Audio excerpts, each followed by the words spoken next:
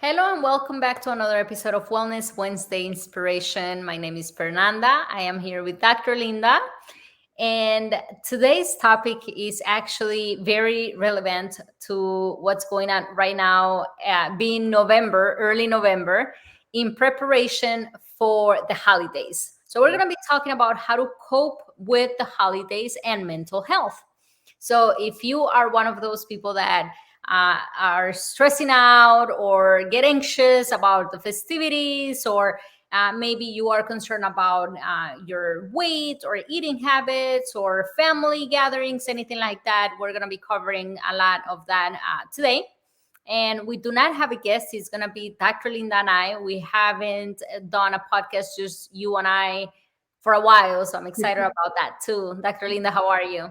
I'm great, and I have fun with sometimes it's just us two. We really get to. I think people get to know us a little bit better too, and just sharing all this. But yes, you're right. The holidays are coming up, and I know we both have crazy busy schedules, but it's good because your focus with your goal cards and a strategy that I know you teach your clients is having that goal card Mhm. and also but still having fun with life and enjoying life and living in the present but also planning for the future. Of so course. um so that's always something exciting to have. And I remind people, and when I remind people, that reminds me.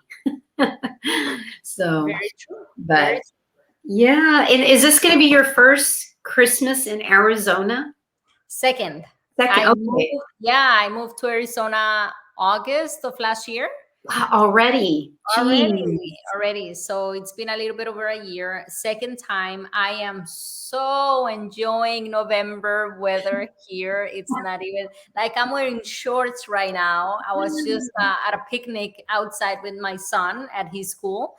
And it's so cool where before in Illinois, it was like at this time of the year, it's already freezing, probably already Mhm. snowing, big coats, just for me it's so uncomfortable just because I'm not a big fan of the cold, so I am super enjoying the weather. Yeah, it's great. I know. I mean, we live in the desert. However, I mean, it's like we're wearing shorts, and I mean, I'm wearing a little tank top here. so that was awesome. We don't want to make anybody jealous just listening to us, and they're gonna say, "Oh, they're probably somewhere like, at home. They can't leave. There's a storm or whatever." I remember those days because I did live right on the lake, on Lake Erie. So I remember those days that were Mhm. like, okay, what are we going to do today besides blast the heater on? So, Right. I'm excited you know, about how we get to spend Christmas here. And I go to California quite a bit as well, still, even over the holidays. But, with everything that we're talking about, the holidays, we can still make them fun and not stressful in light of what's going on in our world. Yes. We can't just keep focusing on the what ifs and that. And what's interesting, I just Wednesdays are kind of like my podcast day. I get caught up. I actually go to a Bible study on Wednesday, so I get up and try to go do that, and just a lot of other things. And so, but it was interesting because I did a lot of times people are so hard on themselves and they're perfectionist. And I just told him, I'm like, why don't you just focus on, if something happens in life, you ask yourself, well, what am I supposed to learn from this? Or how can I make this better and point in a positive direction? And I think we can even apply that with the holidays, because for some people it's stressful, and those that maybe have even lost some, right? Mm-hmm. Mm-hmm. I can relate to that, Dr. Linda. It's gonna be now 4 years, 4 years now. Uh, New Year's, right? 30 minutes before we were ringing New Year's, I received that call from my dad. My brother had had a heart attack, and so, he was dead. 30 Wow. years before we rang the New Year. So for the next 2 years, New Year's, it was a very sad experience for me. Although I've always enjoyed and loved New Year's, and it was Mhm. always probably one of my favorite holidays. But it was very sad and it was very depressing. And so a lot of people that have lost significant others during festivities, during holidays, or not just losing someone as in like losing a family member, but perhaps something devastating that has happened, or something challenging, or something that could be perceived in a sense as negative, could really impact your mood, and it could really impact your well-being, your mental, emotional well-being during the festivities. So I can also give some techniques and some strategies on how I dealt with that. I'm back to enjoying New Year's, and I enjoy it very much, and it is still one of my favorite holidays, but it was challenging for a couple of years. So definitely. And that leads to my question: what is your favorite holiday? I love Thanksgiving and Christmas. I love them both, I do. And because to me, it's always been about family, just spending time with family. And I don't know, there's just so much memory. And being, Latin, it's like, it's just not your family. It's just like other people just pop in, and it's just like we have all this adopted family. And I know when we get together, it could be, as I remember one Christmas, it was I think we're like 60 some people at our house. And it's like, what? And this was at my mom's house, and they don't have a very big home. But, it was just being around people.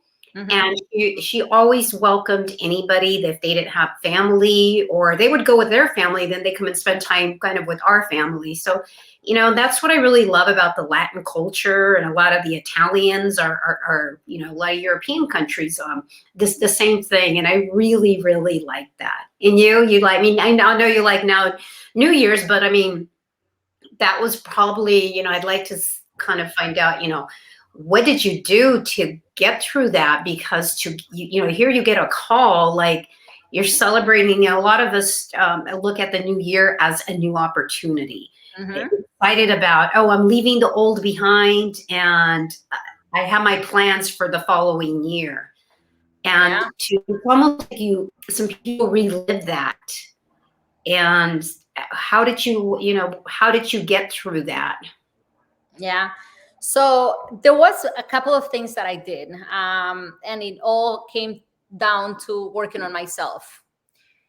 One of the first things was I actually bought right around that time the book The Untethered Soul by Michael Singer, which I shared before in other podcasts. And I found that book so helpful that I ended up buying it for my dad as well in Spanish. And I sent it over to him because I know that he was going through a very difficult time, having lost his son as well. So that was one of the things. The other thing is I've always been a huge fan of Dr. Wayne Dyer. And so he talks about, which is a concept that I didn't understand before as well as I do now. And I didn't share perhaps that concept before as well as I do now. The fact that we are spiritual beings having a human experience. And so I would hear people say this before, and I'm like, what are they talking about? They're crazy. Well, now I understand that way more, that we are having an experience here, but it's we are what we are. Our essence is way more than just that. That we get to be here in a physical body, and we are navigating through this human experience. But at the end of the day, when we quote unquote die, when our body dies, we don't die. We're forever. We're eternal beings. And so we go and we are spirits, basically. And so my brother didn't die. My brother is my brother, and my brother is out there. His body died, but his body was very sick.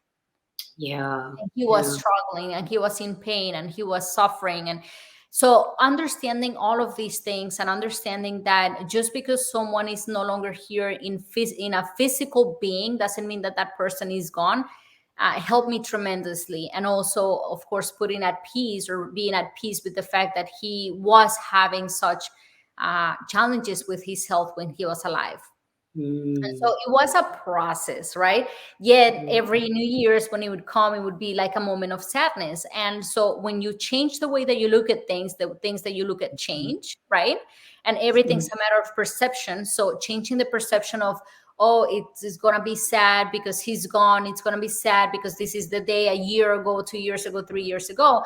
It was more like changing that perception of it's a moment of celebration of the life that he had, celebration of the times that I got to spend with him, celebration of all the things and all the love that I was able to give to him when he was alive, celebration of the fact that I was able to see him before he actually, like, his heart completely fully flatlined on the 3rd of January. He was basically vegetative for 3 days until he fully like died, right? So it's a celebration of the things that I did get to do. It's a celebration of the moments that we did get to spend together, right, rather than mourning of the things that happened that are quote unquote negative, right? The fact that he's gone, et cetera, et cetera. So, but it takes time, and it's a process, right? And now I feel him, and I have felt him since. And so every once in a while, he makes his presence known to me. So I know he's around. I know that he's with me, and that helps tremendously. And we were very united before, and I feel that connection with him, even though he's no longer here physically. Yeah, that is so powerful. I love that. I've heard so much about the Untethered, so I have not read that. Maybe I need to read that listen to it on audio, because I'm going through like 3 different books right now, and of course, Dr. Wayne Dyer. I love all his books. I love his work.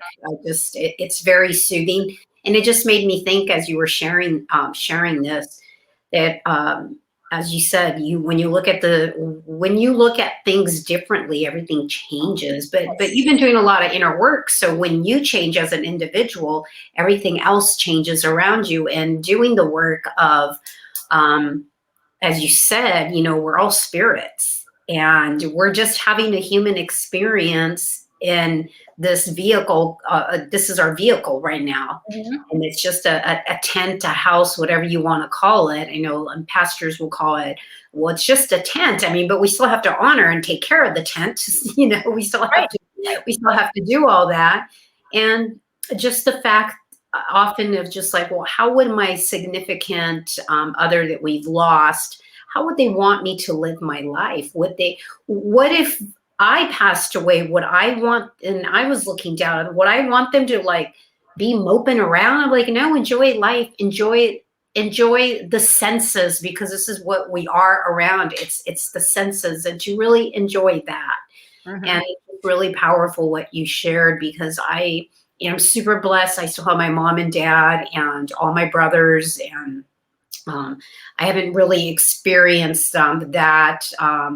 I did, however, lose my father-in-law, and and then you think, but I always just like to look at and remember them in a positive light, like the good things about them, and they would want us to move on and just and be happy. So right. That's I think maybe wise counsel for those that are going through some of these challenges. And what's your how do you think that? I know a lot of people like stress out of the holidays. What have you seen that, why are people stressing? I think there's different factors.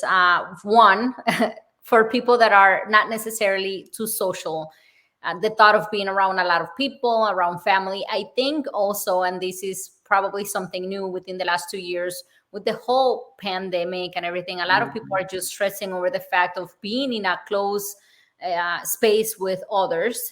So once again, it's more about what can you do versus what can't you do. What do you have control over, what you don't have control over.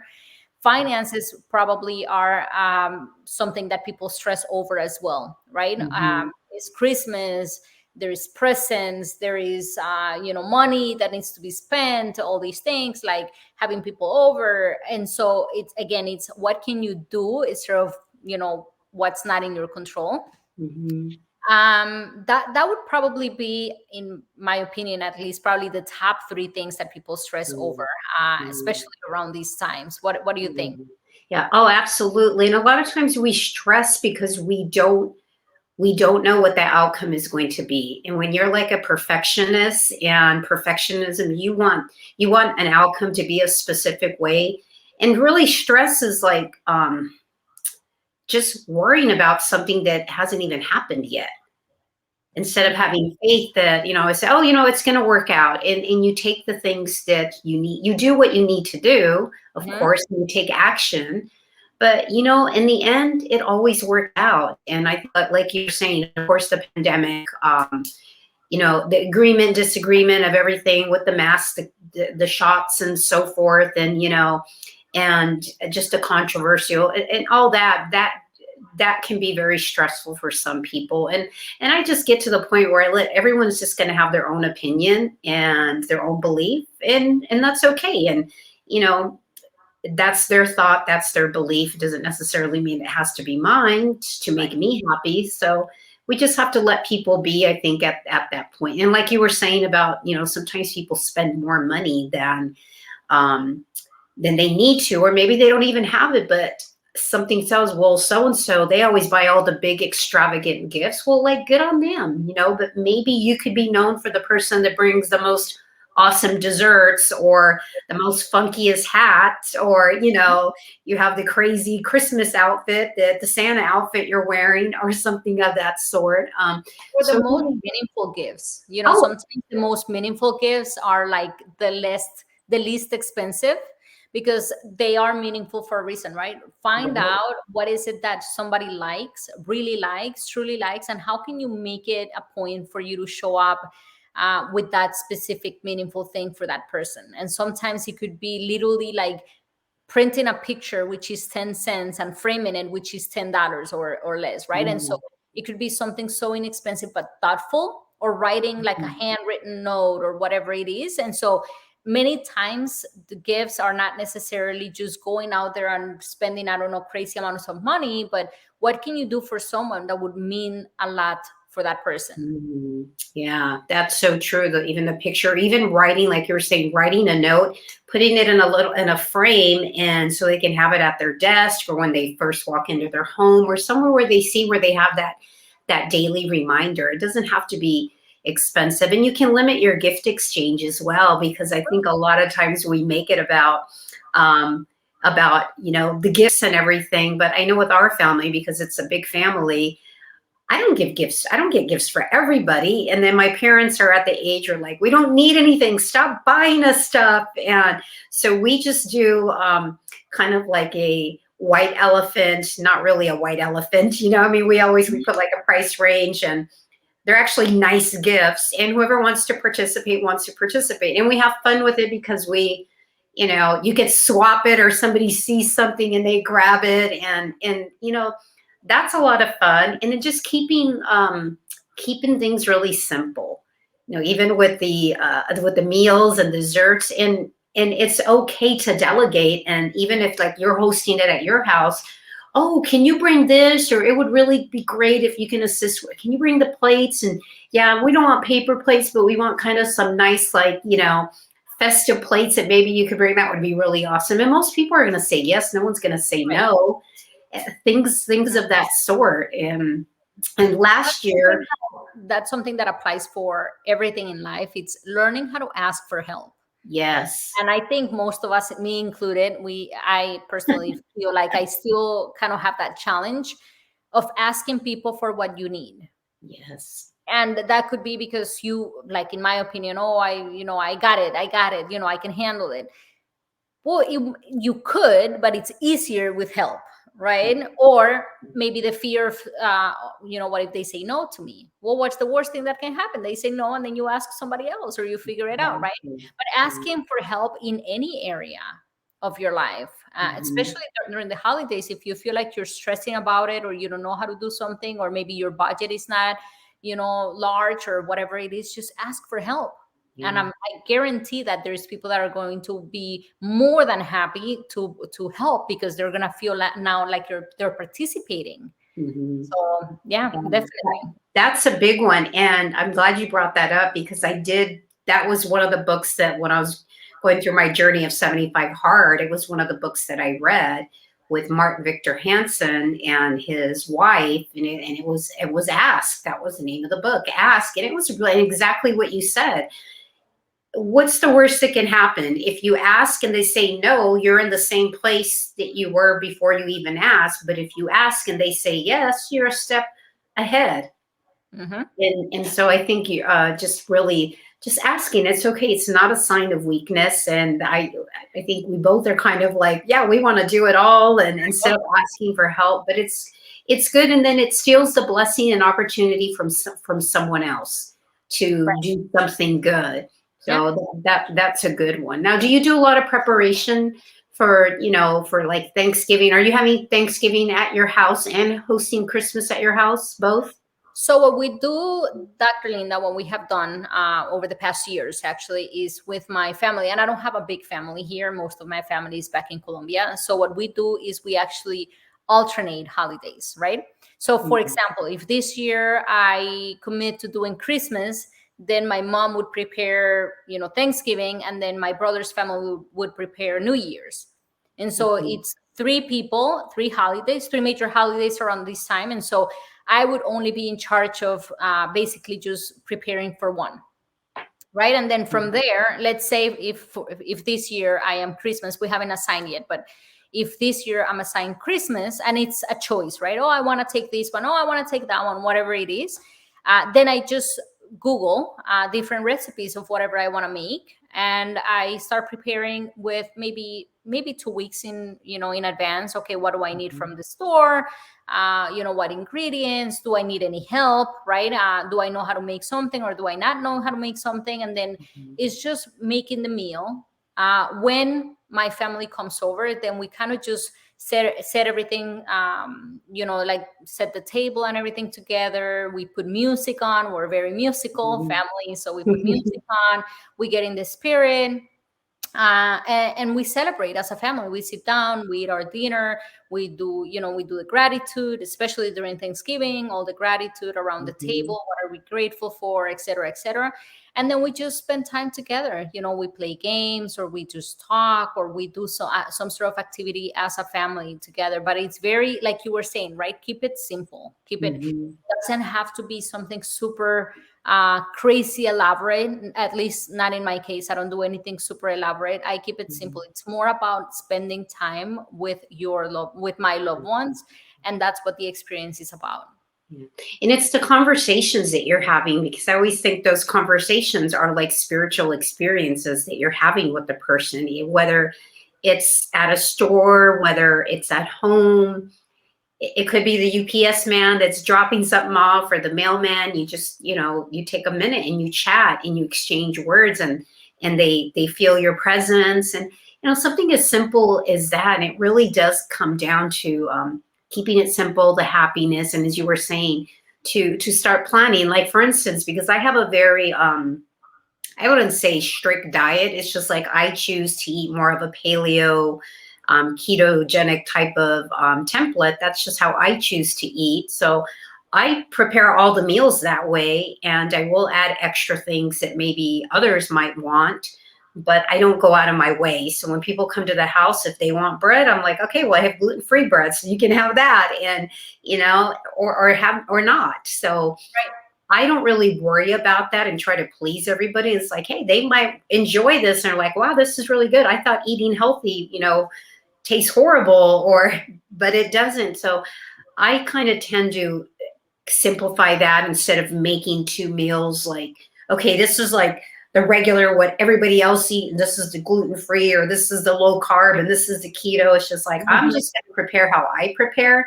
And very rarely has anyone said, "Oh, that's horrible," because when you've been doing this for such a long time, you learn how to make everything pretty palatable and healthy and good. So I think Mhm. those are some things that people can really kind of dig into. And you plan looking at recipes, and you like to write things down, huh?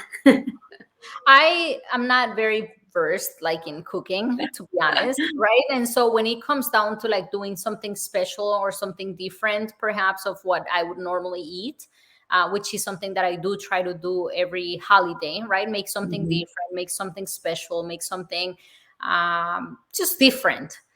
I look at a recipe and I don't overcomplicate. Like if the recipe says hard, I pass it, right? Because I know what I'm good at and I know what I'm not good at. And Yes. so I keep the recipes that I look at are like easy or medium easy, right? And recipes that are like an hour and a half to make.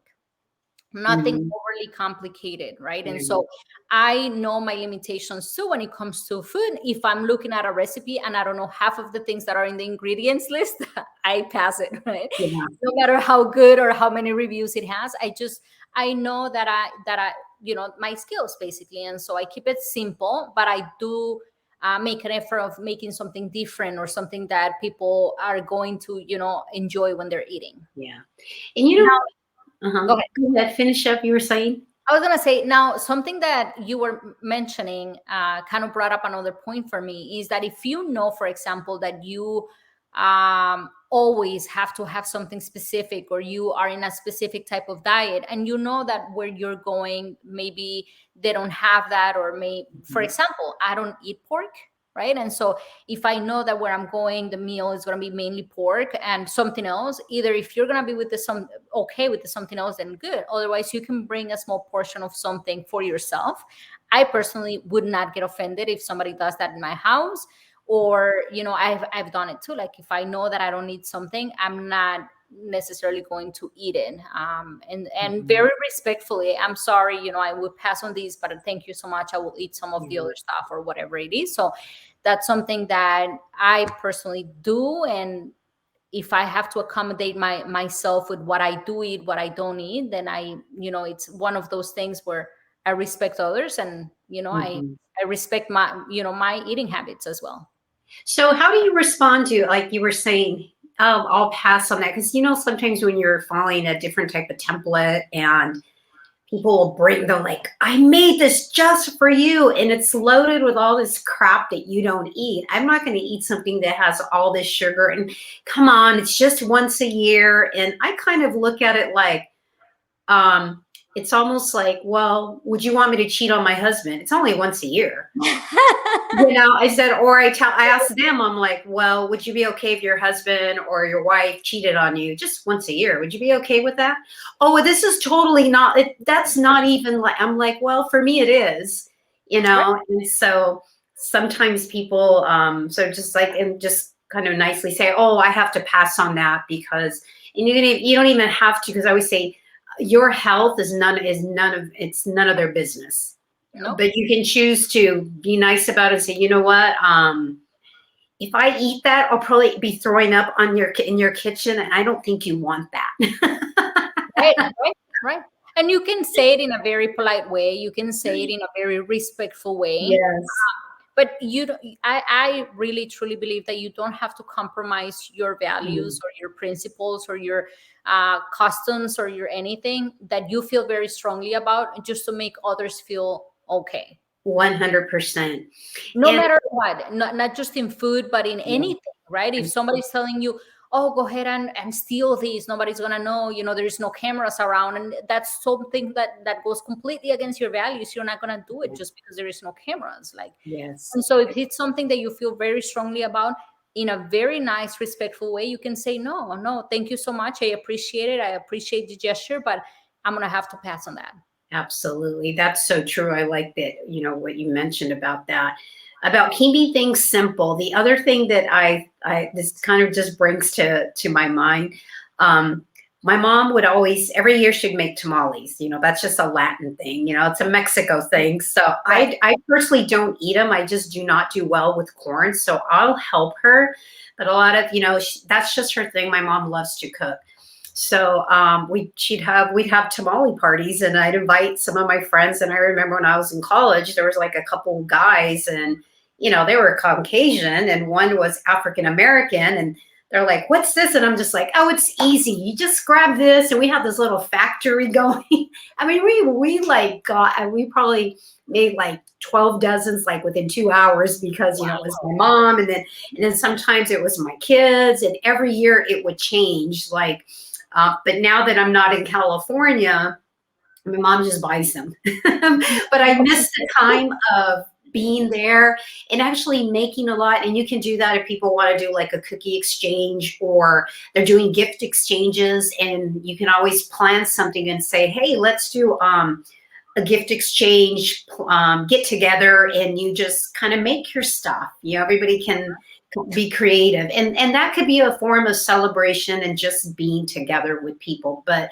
I think in the end, it's really about our time to connect with other people, and um, the exchange of the emotions and the exchange of the feeling and the exchange of the love. I really believe that's why people enjoy the holidays, but because it almost lets their guard down and they soften up and they start to think from more and come from the heart instead of the brain. Right, So, right. And yeah. so it's keeping that at the forefront of everything, knowing that what is the meaning of the festivities? What is the whole point of getting together with family? Is it about showing off? Is it about, eating all kinds of things? Or is it about spending time with your loved ones? Is it about loving one another? Is it about catching up with each other? Is it about just having quality time? What is the meaning? Mhm. Right. And yes, you want to create a good time, and you want to be a good host, etc., etc., especially of course if you're hosting. But it's not about necessarily that people remember. People are not going to remember, oh, remember that thing that you had, the mat, for example. Or is it more about the quality of the time that you're spending together? You can have your house decorated like crazy, and you can have the best meals, but if the whole time you're on the phone and everybody's trying to talk to you, and you're so busy like in your phone or something, then that's what they're going to remember, right? But if you are engaging, if you are spending time, if you are participating, if you are spending really quality time together, then I think it makes a difference. And so it's about what is important, and making sure that whatever is important for you, you can actually do during the festivities with your loved ones. Mhm. I love that. Mindfulness. You know what comes to mind? Dr. Joe's voice. Be aware. Yes. Yes. So, people, if you've done his meditations, or if you've been to his his Yes. events, you'll get it. But that's what it comes down to, just that awareness. So, Be aware, right? Be aware. yeah. But I thought that's a lot to that's a lot that to unpack for people, so they can see all the the bullet points. A big walk away for me of just, like you were talking about, because we are going to run into people who have lost loved ones, and maybe finish it up with that. How would it have been for people to kind of talk to you during that time when with your brother? What would be without having to, it's almost like you want to acknowledge the person, but you don't want to like talk for a whole hour about it, because then Right. your vibrational energy just goes, and Mm-hmm. it's supposed to be a time of festivity. So what would you suggest, if what you recall fresh in your mind? Because obviously you're really close to your brother. I mean, it's kind of like, Mm-hmm. So what I would say is, and it doesn't matter if it's around the festivities or any other time of the year, really, people can tell, and I can tell, for example, if someone's being genuine. mhm, If you really feel for what happened, and you want to come and give me a hug and say, I'm very sorry for your loss, I have had you in my thoughts and prayers, and they give me a hug, it doesn't matter, even if it's going to bring that memory back. I feel that sincerity, I feel that genuine thoughtfulness or care, and it's very appreciated. On mhm, the other hand, when people are like, so what happened? And so what when ended up happening? And he was there for 30 minutes, and they bring him. And so he went to the house, and then 3 days, like, that's curiosity, and that's from your own knowledge, right? It's not gonna help at all, other than you finding out the whole details of everything. So what's your intention when you go to someone to mhm, talk about something that it may be a difficult topic for the other person? What's your intention? Is it because you mhm, really truly genuinely want to go and say, my thoughts and prayers are with you? Or is it because you want to just be curious, right? And is mhm. it the right intention? Do you Yeah. really genuinely feel sorry, or are you just, oh, I'm so sorry for your loss, right? And so, because I do believe that people can sense that energy. Now, Mhm. did I appreciate it every time that somebody would come to me? I absolutely did, when it was genuine. When it wasn't, I would be like, oh, yes, thank you so much. And I would cut the conversation right there and then. Mm. Yeah. And so for anyone who maybe encounters something difficult, something challenging during the holidays, really, if you feel the need, if you feel the calling to go and approach someone and say, you know what, I've been praying for you, or I have you in my thoughts, or Mhm. I'm very sorry about my condolence, whatever it is, go and do it. Because most Mhm. likely, if you're genuine, they will know that you are, and they would appreciate that very much. Yeah.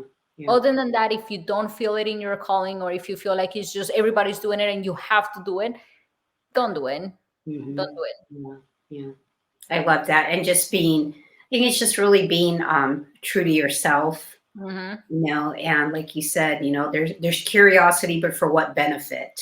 You know, Exactly. is it, are they gossip bullet points for an individual? But all in all, I mean, when it comes down to, like you said, coping with the holidays or just with any challenges in life, because we're all going to go through them. One, we can know that it's just temporary as well. Two, Very true. it's whatever we choose to make of it. We can make a heaven or hell out of it. So it's really our choice, what we want to do. And three is really not really, I wouldn't say caring, but be so caught up in other people's opinions about us, because it doesn't matter what we do, whether we do something really well or we screw up, there's always going to be opinions of what we did wrong. Right. There's always going to be people like that. And other people's opinions are it's none of my business what someone thinks about me. If I know, and for both of us, we know that we're coming from our heart, then it really doesn't matter. And like you said, I think just you go back to what are your intentions about Hmm. that. So Hmm. I think that's a Right. good place to kind of end on this. But like, I know you put you have a lot going on, Fernanda, but where do you like people connecting with you mostly? Where do you like them to connect with you, listening to you on the podcast Yeah. Yeah. So, platform? Positive Blueprints podcast. I have my website, positiveblueprints.com. And then, of course, Facebook at Positive Blueprints would be the three main ways for me to, or for people to connect with me. How Okay. about you, Dr. Linda? Same thing. I say one, people need to subscribe to the podcast, to your podcast, because you do all the audio and then I put up all the video on Mhm. YouTube. So if they can, people can find me also on YouTube it's at Dr. Linda Marquez. Those are all my social media handles, because it just helps us to really, our whole purpose of why we do this is because we love our connecting time. However, we want other people to connect on a lot of what we're doing as well. And it really helps us to just further our mission to really Yes. just touching people's lives. And there's always going to be something good coming up with both of us, and projects and conferences and so forth. I know we both have a lot in the works. So, Hmm. Hmm. but that is it. And I guess we'll see everyone next week. Yes. All All right. right. See you All all right. next week. We'll see y'all Oh, next week. quick reminder too, the time did change for starting this episode, I believe. So make sure that you are connecting at 1 p.m. Mountain Time. Now it's 2 p.m. Central Time and 3 p.m. Eastern Time. So if you are in a different time zone and you are watching this live, make sure that you are adjusting that time change. Otherwise, of course, for our listeners in YouTube and the podcast, doesn't really matter. So Yeah. have a wonderful rest of your day, and we will see you all next week. See y'all. Bye.